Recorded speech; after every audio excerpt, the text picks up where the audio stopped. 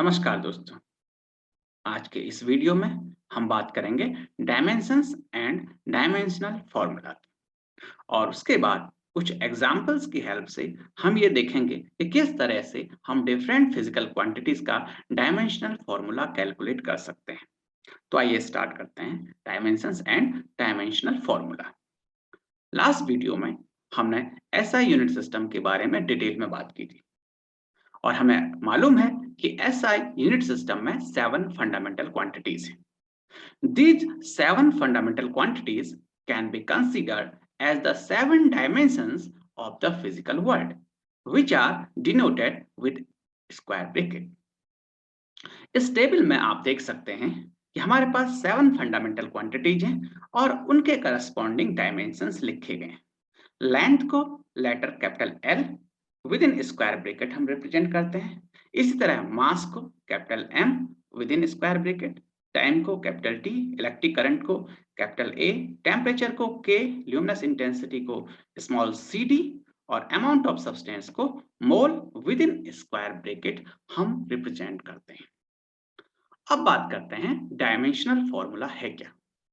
Dimensional formula is an equation which gives the relation between fundamental units and derived units in terms of dimensions.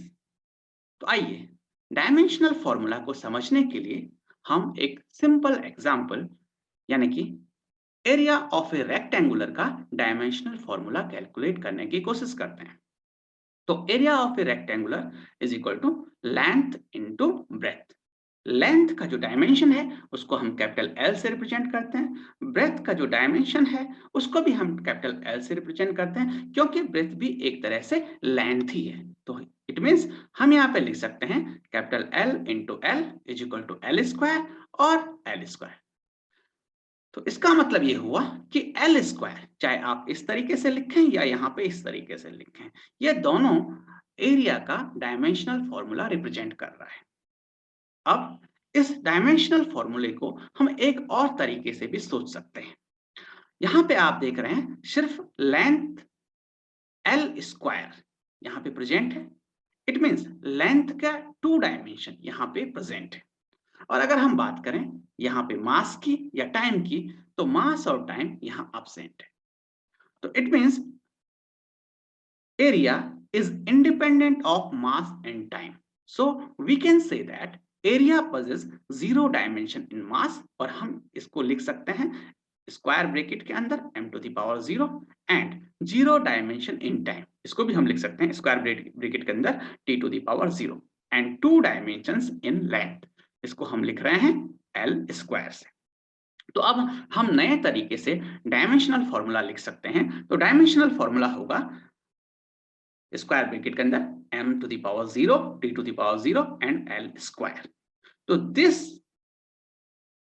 m to the power 0, t to the power 0, l square is also called dimensional formula of area। और यहां पे आप जो देख रहे हैं m की power क्या है 0 है, t की पावर क्या है 0 है और l की पावर क्या है 2 है। तो 0 0 2 जो ये पावर में है, these are called dimensions। अब आपकी समझ में आ गया होगा कि डायमेंशंस हैं क्या बेसिकली। So we can see that the dimensions of a physical quantity are the powers to which the fundamental quantities must be raised to represent the given physical quantity. अब हम कुछ एग्जांपल्स की हेल्प से dimensional formula कैसे calculate करते हैं इसको जानने की कोशिश करते हैं। तो सबसे पहले हम एक सिंपलेस्ट एग्जांपल लेते हैं जो कि है डेंसिटी। तो यहां पे आप देख रहे हैं density is equal to mass upon volume. तो यहां पर मास का जो डायमेंशनल फॉर्मूला है वो हमें पता है, या डायमेंशन क्या है मास की वो हमें पता है। तो मास का जो डायमेंशन होता है वो है कैपिटल एम, और वॉल्यूम क्या होता है length into breadth into height यानी कि एल क्यूब। तो हम यहाँ पे लिख सकते हैं मास का m अपॉन एल क्यूब। तो इसका मतलब डेंसिटी का जो डायमेंशनल फॉर्मूला हुआ वो हुआ m l to the power -3। तो this is the formula for density. बहुत ही सिंपल। अब अगर हम नेक्स्ट एग्जाम्पल कंसीडर करें तो let us consider next example acceleration. Again acceleration आपको मालूम है, acceleration is equal to velocity upon time. Velocity का डायमेंशनल फॉर्मूला क्या होता है? वेलोसिटी इज इक्वल टू होता है डिस्टेंस अपॉन टाइम। तो डिस्टेंस का होता है एल अपॉन टाइम, मतलब एल अपॉन टी। तो वेलोसिटी का हम लिख सकते हैं L T to the power -1। और टाइम का तो हमें पता ही है, टाइम का क्या होता है टी। तो इट मीन्स हम इसे लिख सकते हैं L T to the power -2। तो this is the dimensional formula of acceleration. आप समझ पा रहे होंगे कि किस तरीके से, बहुत ही सिंपल तरीके से हम कैलकुलेट कर सकते हैं। नाउ नेक्स्ट, सपोज हमें फोर्स का डायमेंशनल फॉर्मूला कैलकुलेट करना है और हमें मालूम है कि फोर्स इज इक्वल टू होता है मास इनटू एक्सेलरेशन। मास का जो डायमेंशनल फॉर्मूला है वो है m, उसको हम लिखते हैं m से, डायमेंशंस m।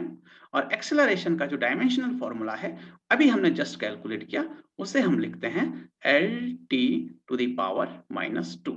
इसका मतलब ये हुआ कि फोर्स का डायमेंशनल फॉर्मूला हमारे पास आ गया m l t -2।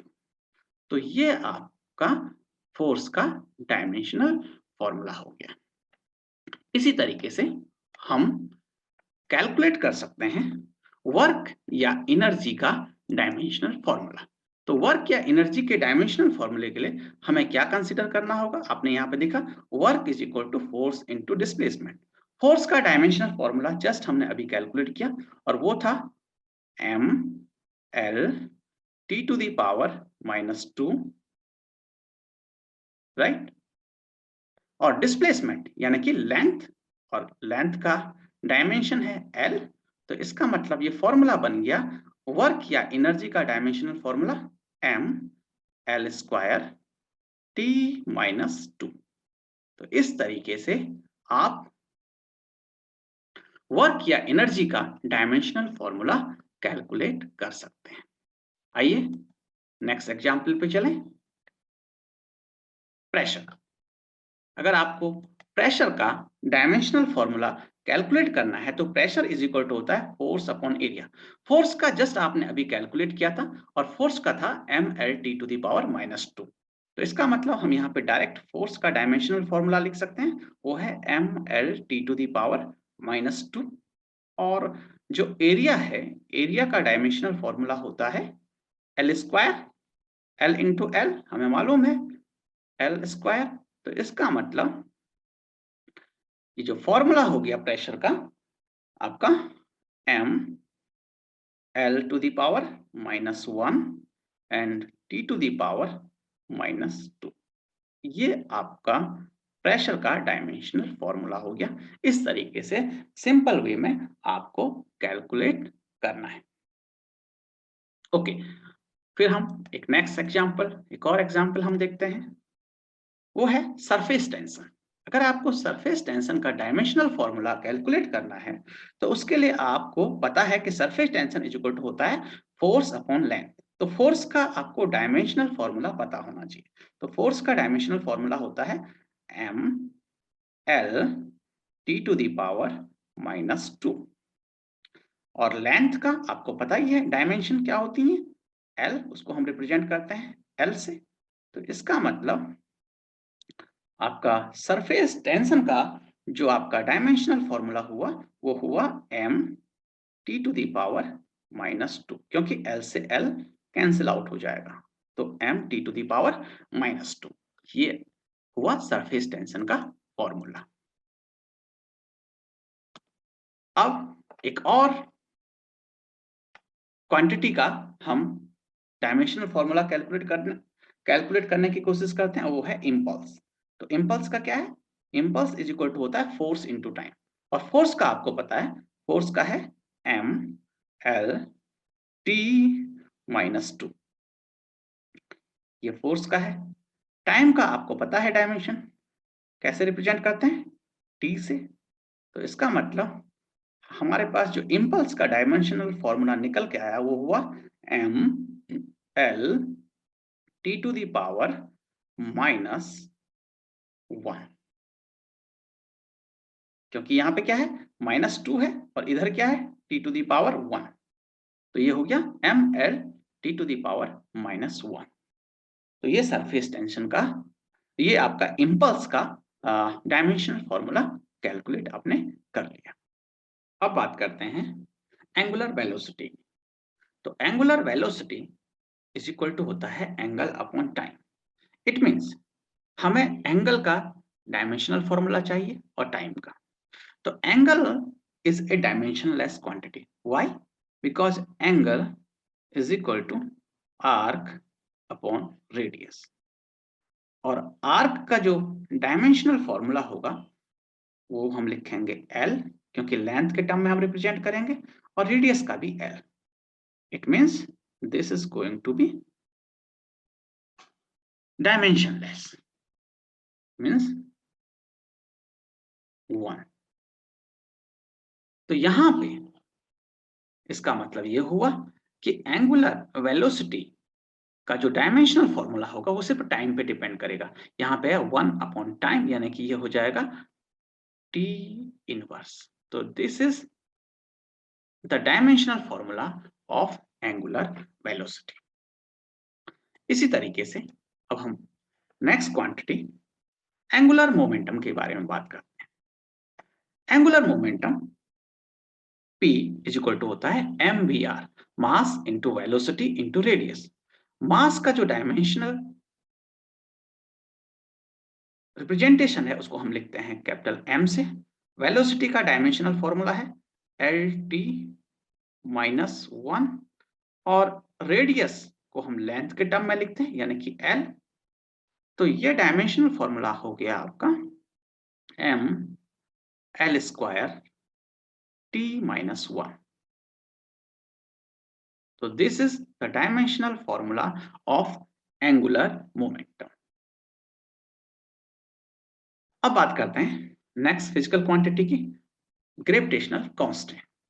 अगर हमें ग्रेविटेशनल कांस्टेंट का डायमेंशनल फॉर्मूला कैलकुलेट करना है तो उसके लिए हमारे पास फॉर्मूला है F is equal to G m1m2/r²। तो वहां से हम G लिख सकते हैं, G is equal to F r²/m1m2। तो F मतलब फोर्स, तो फोर्स का जो डायमेंशनल फॉर्मूला होता है वो होता है m l t to the power -2। ये फोर्स का हो गया। r रेडियस, तो रेडियस को हम लेंथ के टर्म में लिखते हैं यानी कि ये हो जाएगा length square upon mass, mass m1 m into again m2 के लिए भी हम लिखेंगे m।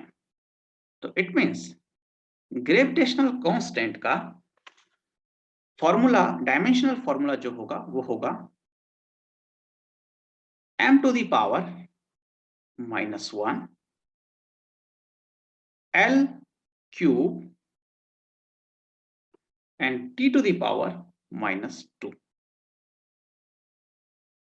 ये है ग्रेविटेशनल कांस्टेंट का डायमेंशनल फॉर्मूला। इसी तरीके से next quantity, suppose you want to calculate the dimensional formula for coefficient of viscosity। तो यहां पे फिर अगेन आप देख सकते हैं म्यू जो कि कोफिशिएंट ऑफ विस्कोसिटी को रिप्रेजेंट कर रहा है is equal to force upon area into dv upon dx. Dv upon dx यहाँ पे क्या है, वेलोसिटी ग्रेडियंट है। तो हमें क्या करना होगा, सबसे पहले फोर्स का डायमेंशनल फॉर्मूला लिखना होगा और वो हमें पता है, वो होता है M L T to the power -2। उसके बाद अपॉन एरिया, एरिया का डायमेंशनल फॉर्मूला एल स्क्वायर, और वेलोसिटी ग्रेडियंट, तो यहाँ पे वेलोसिटी ग्रेडियंट का फॉर्मूला हो जाएगा, सबसे पहले यहाँ पे देखिए v है यानी कि वेलोसिटी है, तो वेलोसिटी का डायमेंशनल फॉर्मूला होता है L T to the power -1, और यहाँ पे x देख रहे हैं आप dx, तो x का हो जाएगा यानी कि लेंथ l। तो इधर से जब आप इसको सॉल्व करेंगे तो सॉल्व करने के बाद आपके पास जो डायमेंशनल फॉर्मूला होगा वो होने वाला है m l to the power -1 t to the power -1। तो ये आपका dimensional formula coefficient of viscosity के लिए हो गया।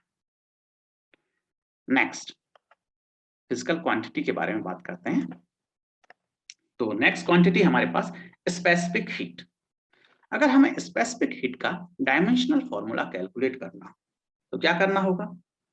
स्पेसिफिक हीट का हमें फॉर्मूला मालूम है, C = Q/m × डेल्टा T। तो Q क्या है? हीट यानी कि एनर्जी, m क्या है? मास, और डेल्टा T क्या है? Change in temperature. तो सबसे पहले एनर्जी का हम फॉर्मूला लिखेंगे, हीट यानी कि एनर्जी Q के लिए। तो Q का जो डायमेंशनल फॉर्मूला होगा वो एनर्जी का होगा, और एनर्जी का होता है m L² T to the power -2। और उसके बाद मास का लिखना होगा डिनोमिनेटर में, मास का होता है m। उसके बाद टेम्परेचर का हम लिखते हैं K, केल्विन से, कैपिटल K से हम रिप्रेजेंट करते हैं। तो इसका मतलब जो आपके पास स्पेसिफिक हीट का डायमेंशनल फॉर्मूला होगा वो होगा L² T to the power -2, इसको सॉल्व करने के बाद, and K to the power -1। तो this is the dimensional formula for specific heat. क्योंकि यहां पे आप देख रहे हैं m से m कैंसिल आउट हो जाएगा। तो ये स्पेसिफिक हीट का डायमेंशनल फॉर्मूला हो गया। Next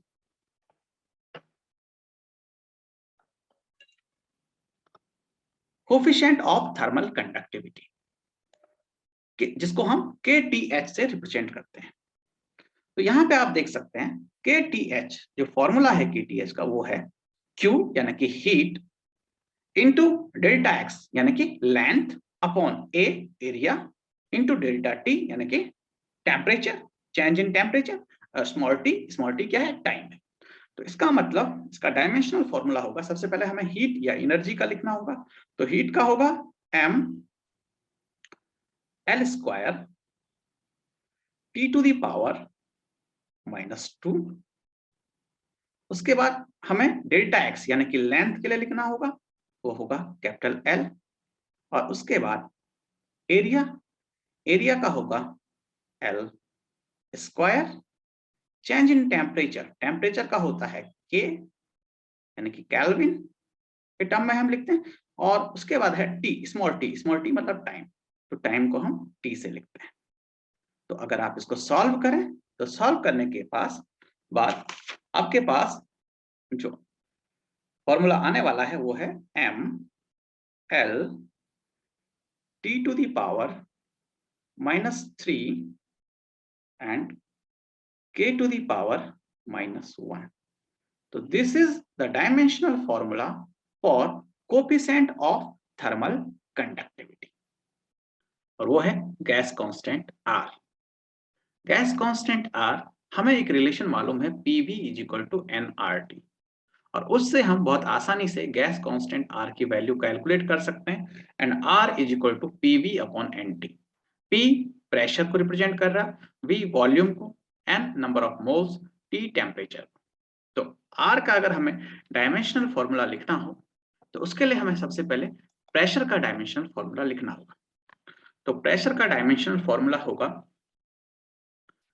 m L to the power -1 T to the power -2, और वॉल्यूम का L³ upon number of moles, तो मोल को हम लिखते हैं MOL, और टेम्परेचर को लिखते हैं हम K। तो यहां से हमारा फॉर्मूला हो गया m L² T-2 mole inverse kelvin यानी कि K इनवर्स। तो ये डायमेंशनल फॉर्मूला हो गया गैस कांस्टेंट का। Next quantity Boltzmann constant. अब सपोज हमें बोल्ट्जमैन कांस्टेंट का डायमेंशनल फॉर्मूला लिखना हो, तो उसके लिए हमें याद रखना होगा कि Boltzmann constant K is equal to होता है हीट और एनर्जी अपॉन टेम्परेचर। तो यहाँ पे हमें एनर्जी का डायमेंशनल फॉर्मूला लिखना होगा और वो है m L square T-2। Temperature का हमें मालूम है K। तो यहां से जो फॉर्मूला बन गया बोल्ट्जमैन कांस्टेंट का वो हो गया m L square T-2 K inverse T-2 K inverse. So this is the dimensional formula for Boltzmann constant. Next, हम Wien's constant के लिए भी डायमेंशनल फॉर्मूला कैलकुलेट कर सकते हैं। हमें मालूम है Wien's लॉ के according lambda m into T is equal to constant, और ये कॉन्स्टेंट ही जो जिसको कि हम यहाँ पे b से रिप्रेजेंट कर रहे हैं उसे कहते हैं Wien's constant। तो इसका मतलब अगर इसका डायमेंशनल फॉर्मूला लिखना है तो हमें वेवलेंथ का डायमेंशनल फॉर्मूला लिखना होगा, और वेवलेंथ का जो डायमेंशनल फॉर्मूला है उसको लेंथ के टर्म में लिखते हैं। इट मींस वेवलेंथ के लिए हम लिखेंगे L और टेम्परेचर के लिए K। तो जो विन्स कांस्टेंट B है उसका डायमेंशनल फॉर्मूला हो गया L K। इसी तरीके से हम नेक्स्ट कांस्टेंट जो हमारा है स्टीफन्स कांस्टेंट, उसके लिए भी हम डायमेंशन फॉर्मूला कैलकुलेट कर सकते हैं। हमें यहाँ पे स्टीफन कांस्टेंट का जो फॉर्मूला है उसे याद रखना होगा, वो है sigma is equal to energy upon area into time into temperature to the power 4। तो अब डायमेंशनल फॉर्मूला लिखने के लिए हमें सबसे पहले एनर्जी का डायमेंशनल फॉर्मूला लिखना होगा, वो है m L square T-2 upon area यानी कि L स्क्वायर इंटू टाइम यानी कि capital T, temperature to the power 4 यानी कि K टू द पावर 4। तो अब फॉर्मूला क्या हो जाएगा, m, इसको थोड़ा सॉल्व करें तो हो जाएगा m T to the power -3 K to the power -4। आप यहाँ पे देख सकते हैं L स्क्वायर से कैंसिल आउट हो जाएगा। Therefore, the dimensional formula of Stephan constant sigma is m T to the power -3 K to the power -4। इसी तरीके से हम इलेक्ट्रिक इंटेंसिटी का डायमेंशनल फॉर्मूला कैलकुलेट कर सकते हैं। हमें मालूम है electric intensity E is equal to F upon Q, जहां पर F फोर्स है, Q चार्ज है। तो अगर हमें इलेक्ट्रिक इंटेंसिटी का डायमेंशनल फॉर्मूला लिखना है तो सबसे पहले हमें फोर्स का लिखना होगा, और फोर्स का डायमेंशनल फॉर्मूला हमें मालूम है m L T to the power -2, और Q क्या है, चार्ज है, और जो चार्ज Q है तो Q को हम डिफाइन करते हैं Q is equal to I into T यानी कि करंट से। तो Q का जो डायमेंशनल फॉर्मूला हो जाएगा उसको हम लिख सकते हैं I का जो डायमेंशनल फॉर्मूला होगा यानी कि एम्पियर, और T का जो डायमेंशनल फॉर्मूला है यानी कि T का यानी कि टाइम का कैपिटल T, तो इसको हम AT लिख सकते हैं। तो यहाँ पर Q की जगह जो डायमेंशनल फॉर्मूला है Q का AT हम यहाँ पर लिख सकते हैं। तो इट मींस इसको अगर हम सॉल्व करें तो ये हो जाएगा m L T to the power -3 and A inverse। So this is the dimensional formula for electric intensity। इसी तरीके से अब एक और लास्ट फिजिकल क्वांटिटी का हम या कांस्टेंट का हम डायमेंशनल फॉर्मूला कैलकुलेट करेंगे, और वो है परमिटिविटी ऑफ फ्री स्पेस। हम सबको मालूम है F is equal to 1/4 pi epsilon naught Q1 Q2 upon R square. तो इस फॉर्मूले से हम आसानी से एप्सिलॉन नॉट कैलकुलेट कर सकते हैं। तो epsilon naught is equal to हो जाएगा Q1 Q2 upon 4 pi F R square. Q1 Q2 charges है, 4 पाई कांस्टेंट है, इट मींस ये डायमेंशनलेस है, तो इसका हमें डायमेंशनल फॉर्मूला नहीं कैलकुलेट करना होगा, ये डायमेंशनलेस है। F फोर्स है, R is the distance between two charges Q1 and Q2। तो इसका डायमेंशनल फॉर्मूला लिखने के लिए हमें सबसे पहले Q का डायमेंशनल फॉर्मूला लिखना होगा, Q1 Q2 का। तो जस्ट हमने Q का डायमेंशनल फॉर्मूला देखा, वो है 80। तो Q1 के लिए हो जाएगा 80 ये डायमेंशनल फॉर्मूला। इसी तरह से Q2 के लिए भी 80 यानी कि एम्पियर इंटू टाइम, ये जो डायमेंशनल फॉर्मूला है, अपॉन 4 पाई कांस्टेंट है, तो ये डायमेंशनलेस है। अब हमें F का लिखना होगा, फोर्स। तो फोर्स का हो जाएगा M L T माइनस 2, और उसके बाद R distance between charges Q1 and Q2, इसको हम लेंथ के टर्म में लिखेंगे, ये हो जाएगा L स्क्वायर। तो इसको अगर हम सॉल्व करें तो ये आ जाएगा m to the power -1 L to the power -3 T to the power 4 and A square. So this is the dimensional formula of permittivity of free space. तो आपने देखा किस तरीके से हम डिफरेंट फिजिकल क्वांटिटी के लिए डायमेंशनल फॉर्मूला कैलकुलेट कर सकते हैं। अगर आपको ये वीडियो पसंद आया हो तो please subscribe, share and comment. Thank you so much.